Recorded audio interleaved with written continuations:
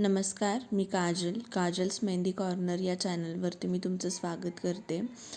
तर आज आपण बघणार आहोत फ्लॉवरवाली मेहंदी पॅच. आणि या मेहंदीमध्ये आपण खूप सारे फ्लॉवर्स, लीव्स हे पाहणार आहोत.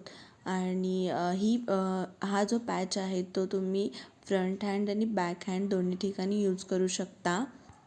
तर ह्या मेहंदीमध्ये आपण एक सर्कल काढून त्यामध्ये गोल गोल गोल असं स्प्रिंगसारखं करून मग त्याच्यामध्ये आपण मोठा डॉट देतो आहे आणि त्याच्या भोवतीने मग आपण गुलाबाची जी आहेत ते पाकळ्या काढतो आहे, जसं की तुम्ही पाहताय मेहंदीमध्ये. त्याच्यानंतर आपण त्या डिझाईनला थोडा अजून सुंदर करण्यासाठी मध्ये एक कॉमावाले डिझाईन काढलेली आहे.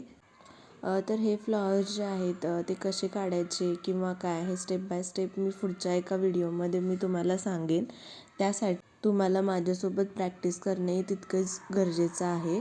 आणि यासाठी मी एक नेक्स्ट म्हणजे येणाऱ्या दिवसात प्रॅक्टिस विथ मी असा एक व्हिडिओ तयार करेन आणि त्याच्याबरोबर तुम्ही माझ्यासोबत प्रॅक्टिसही करून जाल.